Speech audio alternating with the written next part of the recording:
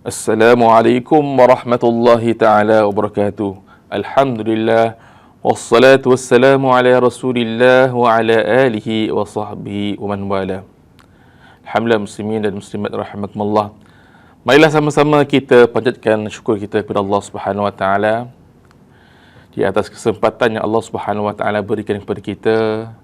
Kita masih lagi berada di muka bumi Allah ini. Ialah merupakan peluang kita yang Allah berikan kepada kita sebagai manusia untuk kita memperbaiki diri kita, memperbaiki iman, amal dan takwa kita kepada Allah Subhanahu wa taala.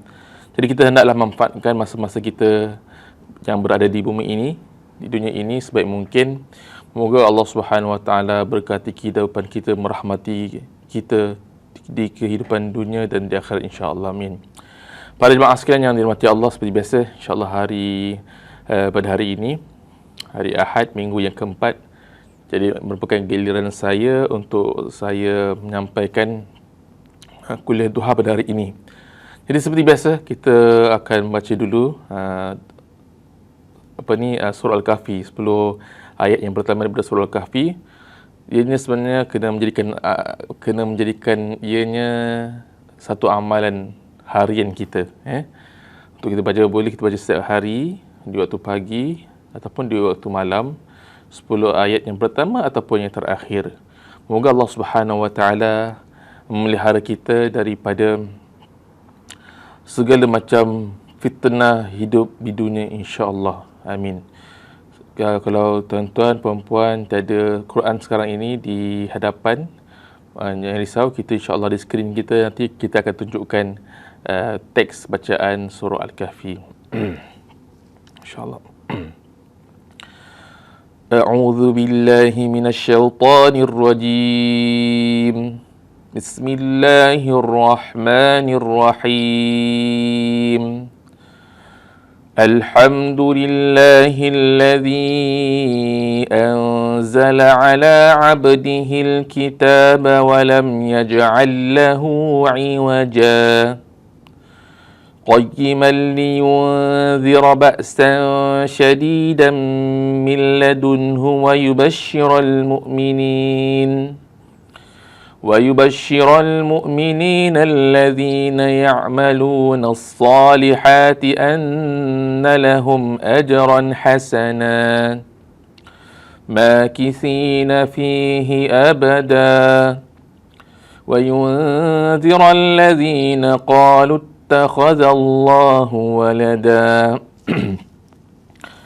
ما لهم به من علم ولا لآبائهم كبرت كلمة تخرج من أفواههم إن يقولون إلا كذبا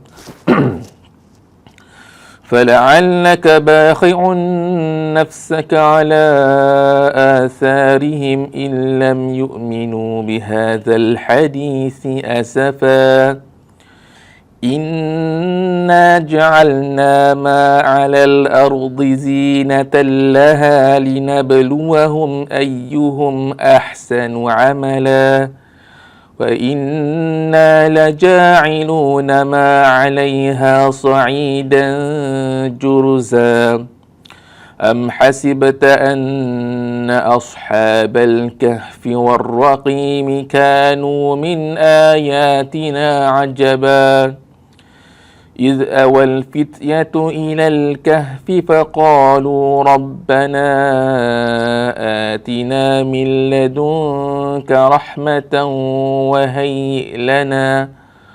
وهيئ لنا من أمرنا رشدا صدق الله العظيم. بسم الله. Alhamdulillah wassalatu wassalamu ala Rasulillah wa ala alihi wa sahbihi wa man wala. Alhamdulillah muslimin dan muslimat rahimakumullah. Hari ini kita akan sambung kita kuliah duha kita, yang mana kuliah duha pada minggu keempat ini kita baca hadis daripada buku ataupun kitab yang disusun oleh Allamah Habib Omar. Jadi di sana dalam buku hadis tersebut dia merupakan hadis-hadis pilihan. Jadi pada minggu yang lepas, dan 2 minggu yang lepas, maaf, 2 bulan yang lepas, bulan lepas dan satu lagi bulan yang lepas, saya telah kongsikan kepada para jemaah berkenaan dengan hak-hak Muslim. Hak-hak Muslim. Jadi pada 2 minggu yang lalu itu saya telah kongsikan ada 5 perkara. Jadi kita sebagai Muslim itu hendaklah kita mengambil take note tentang 5 perkara tersebut, yang mana kita usahakanlah untuk kita menyempurnakan hak-hak kita dengan orang lain. Seterusnya, hadis yang seterusnya, kalau tuan-tuan muslimin dan muslimat rahimakumullah ada bukunya yang telah terjemahkan dalam bahasa Melayu pun ada, dia berkenaan hadis yang ke-18. 18. Bismillahirrahmanirrahim. Allahumma salli wa sallim wa barik alaihi. An Masrukin qala kunna julusan ma Abdullah bin Amr yuhaddithuna إذ قال لم يكن رسول الله صلى الله عليه وسلم فاحشا ولا متفحشا وإنه كان يقول إن خياركم أحاسنكم أخلاقا. Dalam buku tersebut mungkin telah diterjemahkan secara ringkasnya, dia pun hadisnya agak ringkas. Jadi saya mengambilkan dia punya full riwayatnya. Daripada Sayyidina Masruq, maksudnya seorang tabi'in, beliau berkata, kami duduk bersama-sama dengan Sayyidina Abdullah bin Amr. Abdullah bin Amr, sahabat Nabi SAW. Beliau menceritakan kepada kami, iaitu Rasulullah SAW itu tidaklah seorang yang melakukan keji dan suka melakukan perbuatan, bukanlah seorang yang suka melakukan perbuatan yang terkeji. Jauh sifat Nabi SAW dengan perkara tersebut. Kemudian Nabi SAW selalu mengatakan bahawasanya sebaik-baik kamu adalah yang paling elok sekali akhlaknya. Sebaik-baik kamu ada yang paling elok, paling baik akhlaknya. Muslimin dan muslimat rahimakumullah, inilah antara hadis yang ringkas yang kita boleh ingat, iaitu sebaik-baik kamu adalah yang paling baik akhlak kamu. Sebab kita semua adalah yang paling baik, yang paling elok akhlaknya. Jadi bila kita sebut pasal akhlak, apakah makna akhlak? Kita sebelum kita nak step satu perkara untuk sebelum kita nak mengamalkannya, ada baiknya kita mengetahui lebih mengetahui, ada baiknya untuk kita mengetahui lebih lanjut supaya kegairahan itu atau istiqamah itu untuk dilaksanakan tu ada. Kalau kita tahu sikit-sikit, kita kena belajar lagi lah supaya boleh tahu banyak, kan. Betul juga dengan akhlak. Akhlak pun kadang kita tahu akhlak ni buat baiklah, buat baik. Jadi buat baik macam mana tu. Jadi kita perlu kita baiki. Bahkan para ulama itu telah menulis panjang lebar buku-buku, kitab-kitab menerangkan tentang akhlak. Jadi kuliah ini dalam masa yang sedikit ini, inilah sama-sama kita muhasabah ataupun kita revise balik. Mungkin kita pernah belajar dan kita revise balik tentang berkaitan dengan akhlak. Apakah makna akhlak? Apakah makna akhlak? Yang itu yang perlu kita kena faham. Apakah makna akhlak? Di sana memang terdapat berbagai definisi daripada para alim ulama tentang apakah makna akhlak. Antaranya yang biasa ulama menukilkan, ulama yang akhir-akhir ni, mutaakhirin lah, maksudnya yang akhir selalu menukilkan, iaitu tentang definisi ataupun ta'rif daripada Al-Imam Al-Ghazali rahimahullah ta'ala.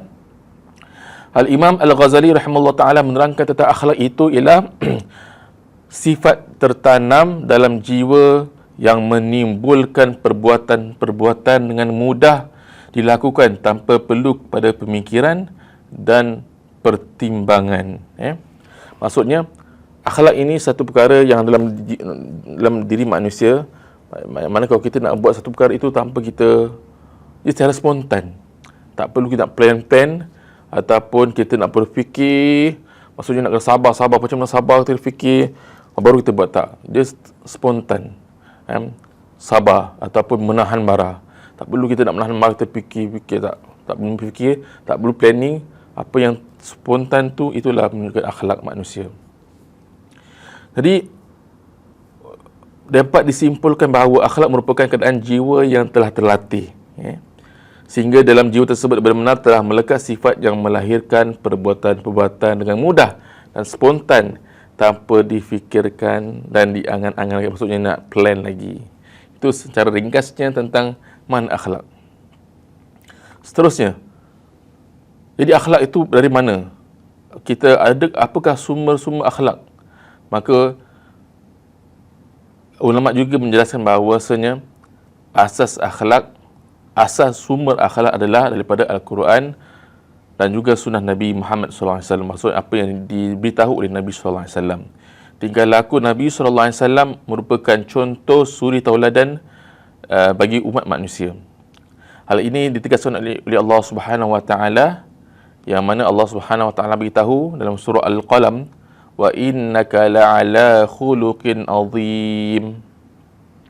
Maksudnya Nabi SAW itu, sesungguhnya kamu ya wahai Muhammad benar-benar di atas budi pekerti yang agung lah terjemahannya. Maksudnya Nabi SAW itu benar-benar memiliki akhlak yang paling agung. Kerana itulah Nabi Muhammad SAW kita jadikan baginda itu sebagai uswah, maksudnya suri tauladan, ikutan Nabi SAW itu sendiri. Jadi semua akhlak itu sumbernya daripada Al-Quran dan juga sunnah Nabi SAW. Dan seterusnya, apakah ruang lingkup ataupun skop akhlak itu sendiri? Jadi berdasarkan daripada yang disebutkan tadi tentang definisi akhlak, maka akhlak ini tidak memiliki pembatasnya. Maksudnya ia melingkupi dan mencakup segala kegiatan, usaha dan upaya manusia, iaitu dengan nilai-nilai perbuatan. Maksudnya manusia ni, kita sebagai manusia, kita mesti kena berakhlak tak kira di mana sahaja kita berada. Kita berada di Singapura ke, kita berada di Malaysia ke, kita berada di negara Eropah ke, negara Afrika ke, itu sebenarnya skop kita punya akhlak ni tak ada pembatasnya. Ada orang tu bila dia dekat Singapura, dia nak, Masya Allah, dia tunjukkan dia maksudnya alim, kan, dia maksudnya warak, semua. Tapi bila dekat luar negara, dia kira dia adalah merupakan orang lain. Tak. Saya dekat Singapura. Dekat tu tempat kampung saya. Saya dekat negara lain, bukan saya lah.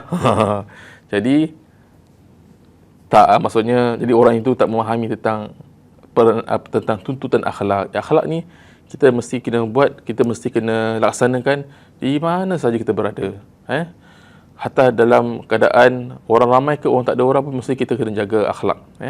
Kita faham juga apakah akhlak tu, bagaimana kita berakhlak. Maka akhlak ini dia meliputi 3 perkara. Akhlak dia meliputi 3 perkara. Pertama, hubungan manusia dengan Allah Subhanahu Wa Taala, sebagai pencipta kita. Jadi bersyukur kepada Allah Subhanahu Wa Taala itu juga merupakan akhlak kita, dan juga kita sebagai hamba Allah itu beriman kepada Allah Subhanahu Wa Taala, itulah akhlak yang kira paling utama sekali. Beriman kepada Allah Subhanahu Wa Taala, bersyukur kepada Allah Subhanahu Wa Taala, menjaga tubuh badan dan fikiran kita yang bersih, menjauhkan daripada perkara-perkara yang Allah Subhanahu Wa Taala larang.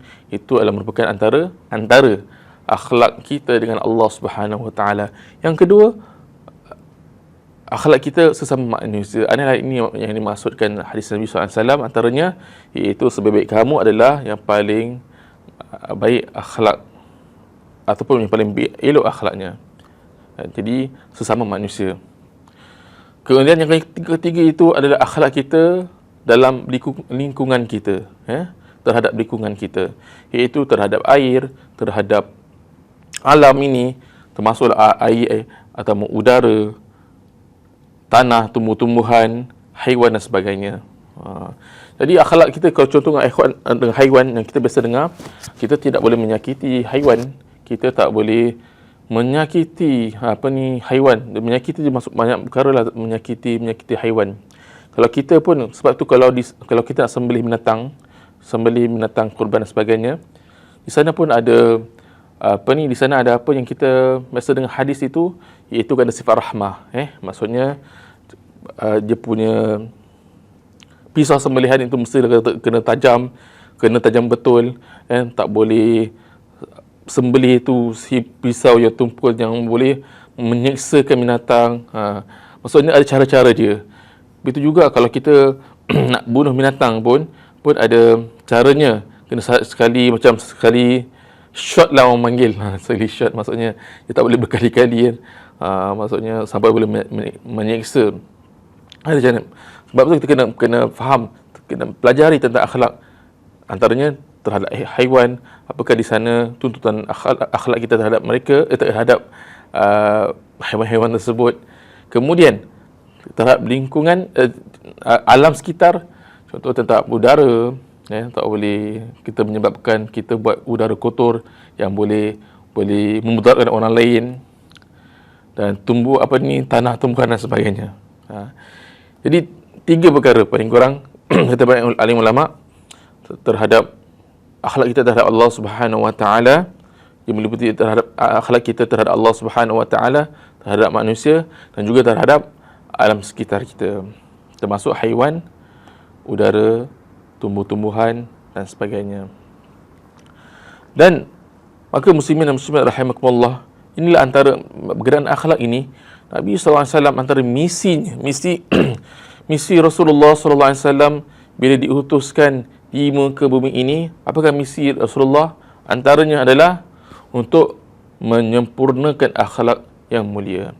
Nabi SAW ada sebutkan dalam sebuah hadis, innama bu'istu liutammima makarimal akhlaq, ataupun liutammima salihal akhlaq. Sungguhnya aku diutuskan adalah untuk menyempurnakan, hanya saja aku diutuskan untuk menyempurnakan akhlak yang baik ataupun akhlak yang mulia. Hadis tersebut para jemaah menjelaskan betapa misi utama baginda SAW itu adalah menyempurnakan akhlak. Apalagi Rasulullah SAW itu diutuskan di tengah-tengah masyarakat jahiliyah yang sudah menjadi tradisi turun-temurun mereka. Antara adat ataupun perkara yang mereka lakukan adalah penghambaan manusia serta nak menindaskannya, penindasan terhadap hamba. Kemudian membunuh bayi wanita kerana menganggapnya itu merupakan satu kesialan untuk mereka ataupun tak eloklah. Kemudian perang antara suku sesama mereka itu menjadi pemenangan yang biasa. Bahkan mereka ini berperang disebabkan perkara yang remeh-temeh, boleh di perang yang besar. Dan banyak lagi perkara-perkara yang dilakukan oleh masyarakat jahiliyah ketika itu, dan Nabi SAW diutuskan untuk mereka. Maka kehadiran Rasulullah SAW itu membawa wahyu daripada Allah Subhanahu Wa Taala menjadi ubat penawar yang akhirnya mampu mengubah peradaban jahiliyah menjadi peradaban Islam yang bermoral dan mulia. Jadi dalam memperbaiki keadaan bangsa Arab ini, Rasulullah SAW telah melakukan beberapa perkara untuk membina mereka ini. Maksudnya bagaimana baginda membangun para sahabat ini. Apakah kaedah-kaedah yang dilakukan oleh baginda sallallahu alaihi wasallam sehingga mereka tu membina akhlak jiwa yang mulia dalam diri para sahabat. Antaranya, pertama sekali, Nabi sallallahu alaihi wasallam mengukuhkan keimanan dan beribadah kepada Allah Subhanahu Wa Taala. Itu yang dibuat oleh Nabi SAW yang pertama, keimanan dan mengukuhkan keimanan, mengukuhkan beribadah kepada Allah Subhanahu Wa Taala. Keimanan yang mana keimanan ini akan menghasilkan ketenangan jiwa dan bertawakal kepada Allah, dan ia merupakan sendi untuk menjadikan hidup dalam kerangka ibadah hanya kepada Allah Subhanahu Wa Taala. Corak kehidupan Muslim seperti ini dijelaskan dalam Al-Quran, surah Al-An'am. Allah Subhanahu Wa Taala sebutkan, Qul inna salati wa nusuki wa mahyaya wa mamati lillahi rabbil alamin. Katakanlah Muhammad, sungguhnya salatku, inna salati wa nusuki, dan ibadahku dan hidupku dan matiku untuk Allah Subhanahu Wa Taala, lillahi rabbil alamin. Jadi inilah yang dilakukan oleh Nabi SAW. Pertama, mengukuhkan keimanan para sahabat baginda SAW, mengenal siapakah Rabb mereka, mengenal siapakah Allah yang selayaknya disembah.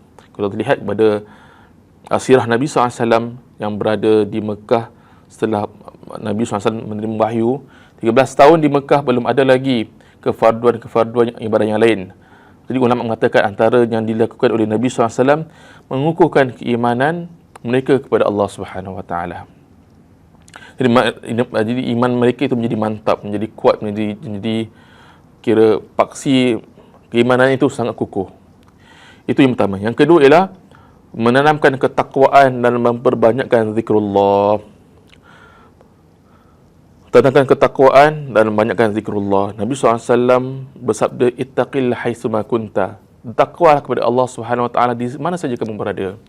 Bahkan antara pesanan hari Jumaat, Nabi SAW selalu ingatkan para sahabat untuk ittaqullah, takwalah kamu kepada Allah. Dan juga antara pesanan-pesanan Nabi SAW kepada para sahabat yang lain, juga antara pesanan baginda untuk bertakwa kepada Allah Subhanahu Wa Taala. Jadi takwa dan zikrullah. Zikrullah ni untuk mengingati Allah Subhanahu Wa Taala. Bukanlah makna para sahabat itu siang sampai malam zikir je, tak. Maksud zikrullah itu maksudnya lebih dengan makna yang lebih luas lagi. Maksudnya setiap perkara, setiap urusan mereka mengingat Allah Subhanahu Wa Taala. Tahu apakah ini perintah Allah, apakah ini larangan Allah. Maksudnya setiap keadaan mereka akan lakukan, mereka akan ingat Allah Subhanahu Wa Taala. Sehingga ketakwaan ini akan mengingatkan manusia yang beriman walaupun digoda syaitan. Pentingnya ketakwaan, walaupun apa saja menggoda dia, maka ketakwaan itu seumpama benteng. Inilah yang ditanamkan oleh Nabi SAW pada diri para sahabat.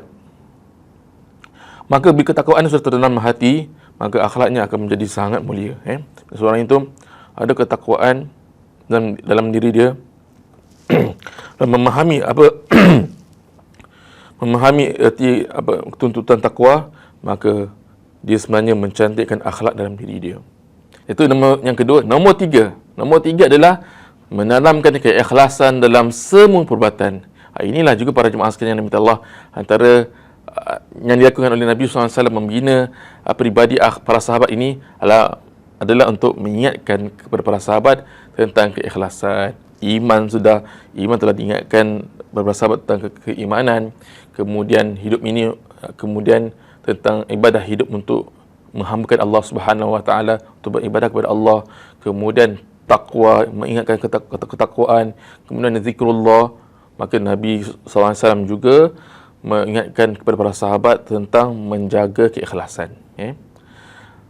Allah Subhanahu Wa Taala berfirman dalam Al-Quran, "Wa ma umiru illa liya'budullaha mukhlishina lahud-dina hunafa." Tidaklah mereka itu diperintahkan kecuali untuk beribadah kepada Allah Subhanahu Wa Taala mukhlishina lahud-dina hunafa, dalam keadaan mengikhlaskan diri terhadap agama yang lurus. Maksudnya ibadah pun, walaupun beribadah, mesti kena ikhlaskan hati semata-mata Allah Subhanahu Wa Taala. Sebab apa? Orang yang melakukan ibadah pun kadang-kadang dia punya hati boleh jadi tak ikhlas. Jadi antara akhlak akhlak dengan Allah Subhanahu Wa Taala adalah menjaga keikhlasan kita, semata-mata itu kena Allah Subhanahu Wa Taala. Yang keempat seterusnya yang dilakukan oleh Nabi SAW untuk membina peribadi para sahabat ini adalah zuhud dan selalu mengingat akhirat. Zuhud dan selalu mengingat akhirat maksudnya bukanlah zuhud itu terus meninggalkan dunia, meninggalkan terus urusan dunia, tak. Kalau kita lihat juga pada sirah, para sahabat tetap melaksanakan rutin harian. Ada mereka berniaga, ada mereka yang macam-macam yang mereka lakukan, ada kira pekerjaan lah. Maksudnya zuhud adalah tidak ada cinta, bergantungnya hati terhadap dunia. Tiada cinta, tiada sifat kebergantungan hati itu terhadap dunia. Cinta dunia tak ada, buat, tapi hati ingat Allah Subhanahu Wa Taala. Hati ingat tentang akhirat. Inilah yang dilakukan oleh Nabi SAW. Antara pesanan-pesanan Nabi SAW kepada para sahabat juga tentang berkenaan dengan zuhud, iaitu mengutamakan tidak cinta kepada dunia dan mengutamakan akhirat, mengingat akhirat. Yang seterusnya, Nabi SAW juga mendidik para sahabat untuk ada sentiasa mencintai ilmu. Segala perkara tentang agama ni perlu kita belajar. Perlu kita belajar, perlu kita tahu supaya pelaksanaan kita menjadi lebih baik. Ada ilmu tentang satu perkara, maka kita akan jadi lebih elok apa yang kita lakukan.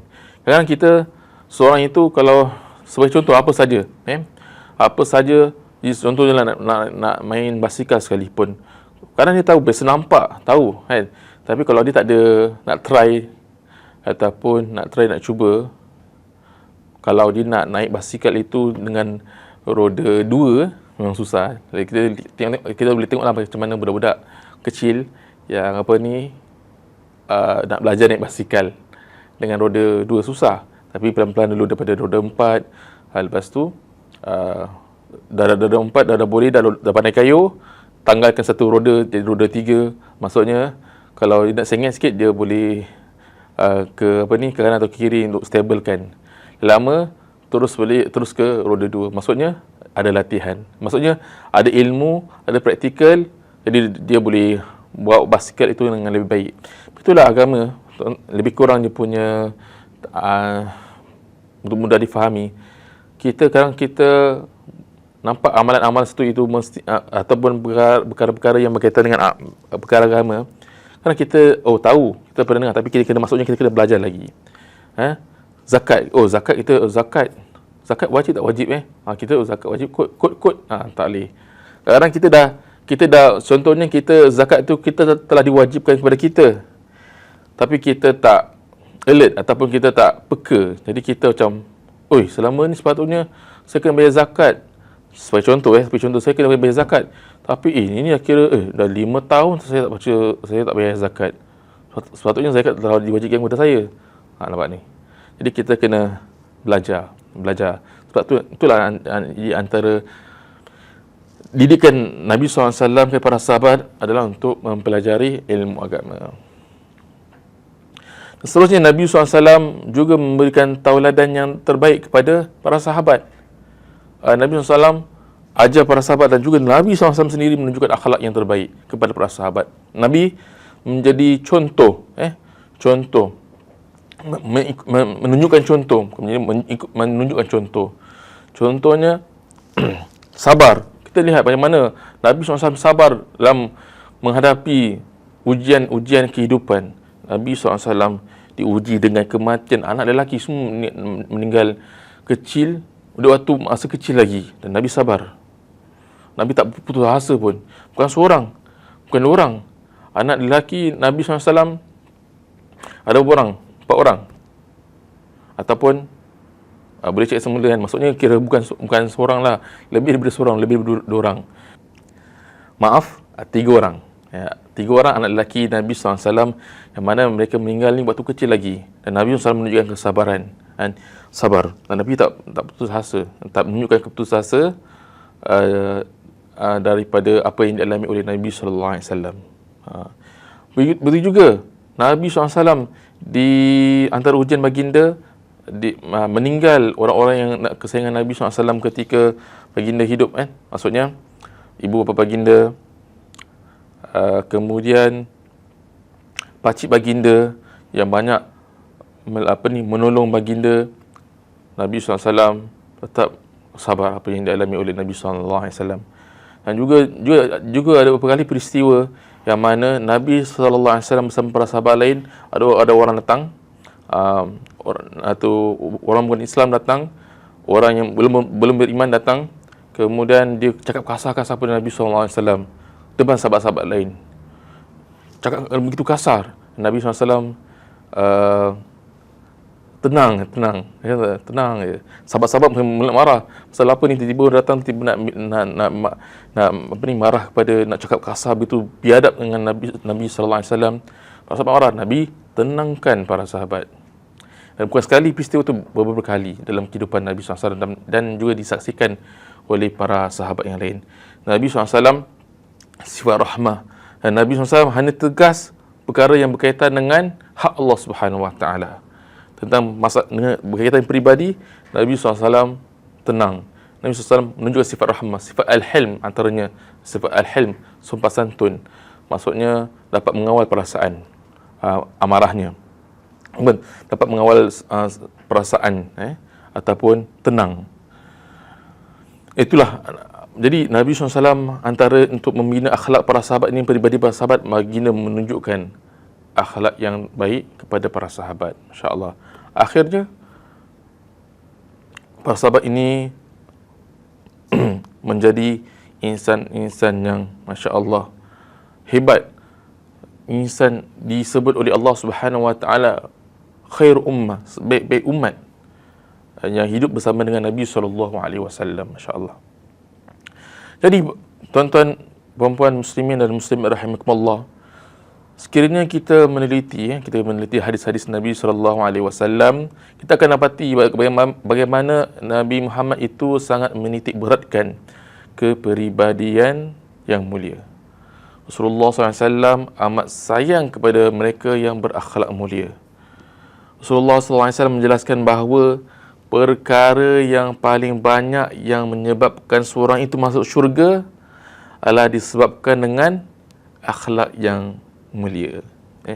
Su'ila Rasulullah SAW an aksari ma yudkhilun nas al-jannah faqala taqwallah wa husnul khuluq. Ditanya kepada Nabi SAW, apakah perkara yang menyebabkan manusia itu banyak masuk syurga? Kita kena betul-betul ni. Ditanya oleh Nabi SAW, apakah perkara-perkara yang menyebabkan manusia itu banyak masuk ke dalam syurga? Nabi SAW menjawab, taqwallah wa husnul khuluq. Bertakwa kepada Allah dan juga husnul khuluq, akhlak yang baik. Itu perkara yang penting, muslimin dan muslimat. Sebab itu dalam khutbah Jumaat kita diingatkan berkali-kali, setiap minggu mesti wajib kita diingatkan untuk ittaqullah, bertakwalah kepada Allah Subhanahu Wa Taala. Jadi takwa itu juga luas maknanya. Kita berhati-hati terhadap perkara-perkara yang menjadi larangan Allah Subhanahu Wa Taala. Kita berhati-hati. Kita jadikan diri kita dengan neraka Allah pendinding. Maksudnya apa? Kita berhati-hatilah daripada terjumus melakukan perkara dosa. Tu.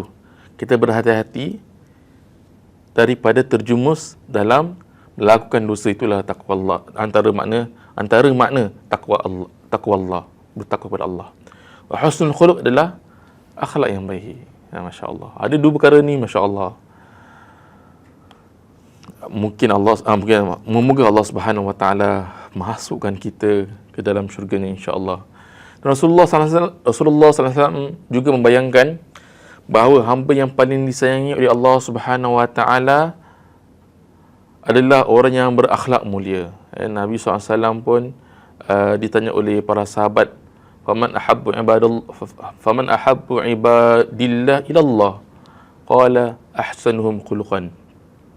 Siapakah hamba Allah yang paling dicintai oleh Allah Subhanahu Wa Taala? Nabi SAW menjawab, ahsanuhum khuluqan. Yang paling baik di kalangan mereka itu akhlaknya. Maksudnya yang paling elok akhlak mereka, yang paling elok akhlak. Malah Rasulullah SAW juga menegaskan bahawa timbangan amal nanti yang paling berat adalah terletak pada akhlak yang mulia. Kita di akhirat nanti semua kita punya amal kita segala akan ditimbangkan oleh Allah Subhanahu Wa Taala, akan ditimbangkan. Amal ibadah kita ditimbangkan, segala akan ditimbangkan. Jadi antara menjadi sebab timbangan baik menjadi berat adalah akhlak. Akhlak itu akan ditimbangkan. Sabar itu akan ditimbangkan. Menahan marah itu akan ditimbangkan. Apa lagi? Banyaklah semua amalan berkaitan dengan akhlak yang baik itu akan ditimbangkan oleh Allah Subhanahu Wa Taala. Dan menjadi antara sebab menjadi berat itulah akhlak kepada Allah Subhanahu Wa Taala, berakhlak, akhlak yang mulia. Maka ini demikian para jemaah, jagalah kita jaga akhlak kita setiap masa. Kita menjaga akhlak kita, kita menjadi peribadi kita daripada setiap masa lah, supaya kita tak melakukan perkara yang tidak elok. Bagaimana kita pun kadang, bagaimana kita nak latih menjadi akhlak-akhlak baik ini, akhlak-akhlak yang baik. Maka kita boleh usahakanlah antaranya untuk untuk kita poin-poin penting dalam akhlak ni. Antaranya mungkin kita boleh sebagai langkah utama, mungkin kita istiqamah sempena tahun baru ni kan, Masihi lah, ikut Masihi 2022 kan. Mungkin kita azam untuk kita tanamkan akhlak-akhlak yang baik dalam diri kita, dan kita cuba istiqamahkan. Antaranya 3 perkara yang kita boleh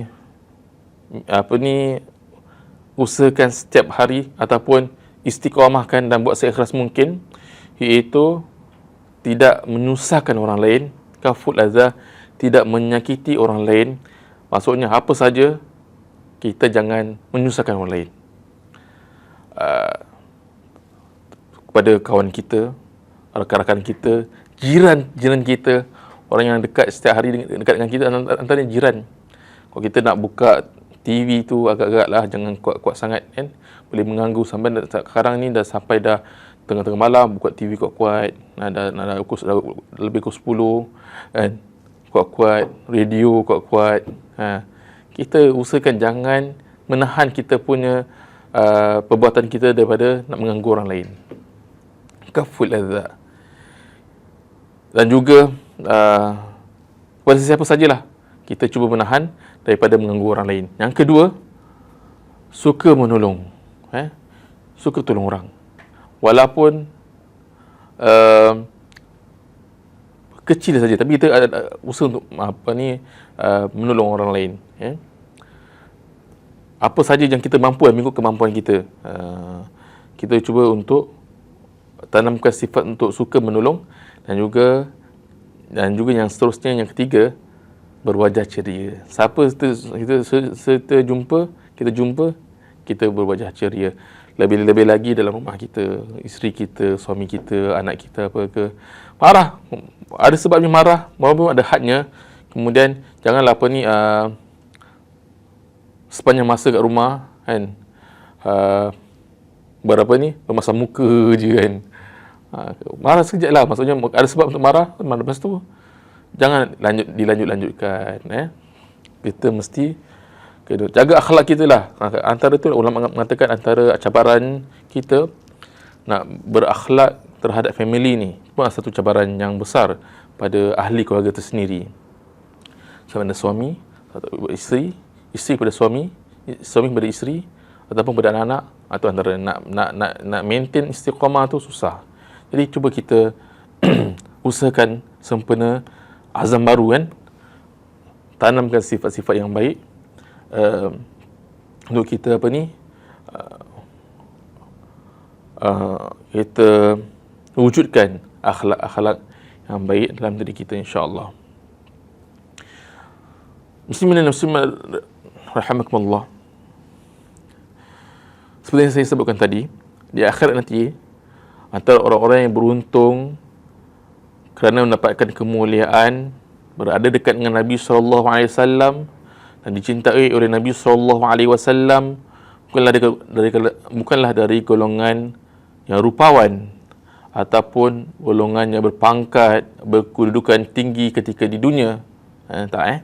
Bahkan bukan juga semata-mata ahli ibadah, tapi bahkan kita lihat pada hadis Nabi SAW, begini bersabda, sesungguhnya yang paling aku cintai di antara kamu dan yang paling dekat dengan aku nanti pada hari kiamat adalah yang paling baik akhlaknya.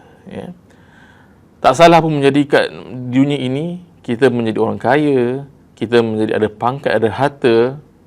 Namun perlu diingat bahawa kemuliaan yang didapati di dunia ini hanya akan menjadi sia-sia jika ianya tidak berpandu dengan akhlak dan kepribadian mulia.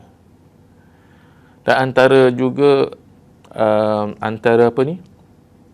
cabaran ataupun ujian orang yang ada harta, orang yang kaya, dia ada rasa dia lebih baik daripada orang lain.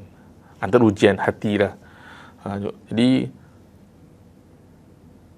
kita hendaklah jaga-jaga, ya. Kita usahakan apa saja kedudukan kita, keadaan kita mesti usaha untuk berakhlak yang baik. Tak kira kita kedudukan ataupun kita orang biasa. Kalau orang biasa pun kadang ada masalah juga hati. Jadi siapa sahaja di antara kita yang berakhlak, maka dia akan dimuliakan oleh Nabi sallallahu alaihi wasallam, akan dimuliakan oleh Allah Subhanahu wa taala. Jadi kepada mereka yang tidak dipandang mulia ataupun dicela manusia ketika hidup, tidak perlu dikhawatirkan. Pandangan yang mulia, yang paling berharga dan menguntungkan adalah pandangan mulia daripada Allah Subhanahu wa taala. Dan cara mendapatkan kemuliaan itu adalah dengan menjaga sikap dan juga menahan lidah serta amarah, berakhlak baik dan menyebarkan kasih sayang. Seperti mana yang saya telah kongsikan hadis yang sebelum ini, iaitu hamba yang paling dicintai oleh Allah Subhanahu wa taala adalah yang paling baik akhlak mereka. Dan sungguhnya Allah Subhanahu wa taala tak suka orang yang berakhlak buruk, orang cakap kotor, cakap yang tak elok-elok, kan? Jadi muslimin dan muslimat rahimakumullah, inilah antara perkara-perkara yang perlu kita muhasabah diri, muhasabah diri untuk kita memperbaiki akhlak kita, untuk kita meningkatkan keimanan, meningkatkan ketakwaan, memperbaiki akhlak kita, kan? Kepada siapa saja pun, di mana saja kita berada, kepada siapa saja pun kita berinteraksi, hendaklah menjaga akhlak. Tak rugi orang yang akhlak ini. Kita kadang-kadang biasa kita dengar orang tu kata, wah penatnya saya cakap elok dengan dia, wah penatnya saya kawan dengan dia elok-elok. Kita tak rugi, kan? Kita tak rugi. Pasti setiap kebaikan kita akan dibalas oleh Allah Subhanahu wa taala. Jadi muslimin dan muslimat rahimakumullah, apa yang baik daripada Allah Subhanahu wa taala, saya akhiri kuliah kita pada hari ini. Apa yang baik daripada Allah Subhanahu wa taala, apa yang ada kelemahan, kesilapan, saya minta mohon maaf pada tuan-tuan semua. Jadi juga Allah Subhanahu wa taala semoga maafkan kesilapan dan kesalahan saya, insya-Allah. Kita sudahi majlis kita dengan tasbih kafarah. Subhanakallahumma wa bihamdika asyhadu an la ilaha illa anta nastaghfiruka wa natubu ilaik. Subhana rabbika rabbil izzati amma yasifun wa salamun alal mursalin walhamdulillahi rabbil alamin. Sekian, wassalamu alaikum warahmatullahi wabarakatuh.